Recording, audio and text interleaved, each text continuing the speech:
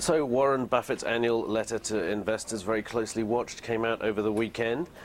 We've been taking a look at that. One of the things it talks about is a little bit more, or maybe not more, about succession at Berkshire Hathaway. Agnes, you've been looking at this. Exactly. And it is a slight advance. I mean, Right. before he had talked about multiple candidates, a short list of people As that CEO. as CEO. Yeah.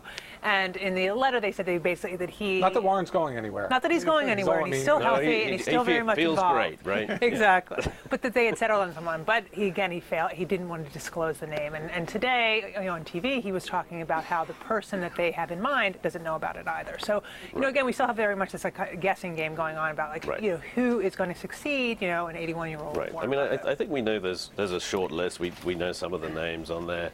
But this is kind of interesting. I mean, to me, this is interesting because you've got a very high-profile public figure guy who's been more and more on TV, very well-known investor, and he keeps these guys under wraps. Doesn't it make it even harder for them? Well, I think there's a certain comfort level that comes, to know that Berkshire and Warren Buffett are thinking about succession. Right. A lot of companies don't even give it that much service. The problem here is right. I think it's fair to say not many companies tell you who the successor is right. if somebody gets run over by. But here's where it's different. Berkshire itself is different. It's a Right. big conglomerate that people question whether somebody, anybody can really run the whole thing.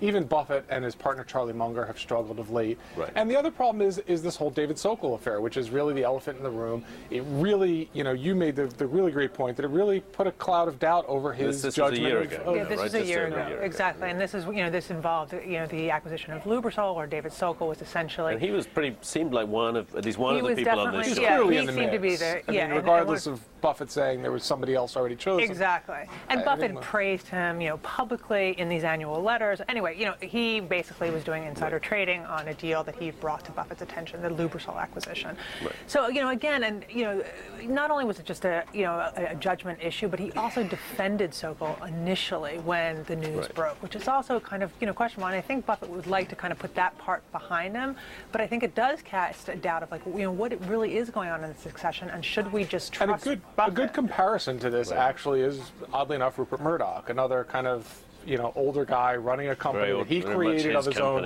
Yeah. When all of this stuff broke with the scandal at his tabloid newspapers, it really cast some doubt on him, whether his kids were going to take over the company. He came out and said, Chase Carey's going to be my under the bus guy. Like, he's the guy that's going to take over for it. So even he, when there were questions about his judgment, and he's a guy that runs his company very much like an empire, saw fit to come out, with a name. And and so this is why you question about whether Buffett, and particularly the returns at Berkshire, what's going to happen. Exactly. You can call for a name, I think, in this instance. So maybe in this respect, maybe only this respect, Buffett should be a little more like Murdoch.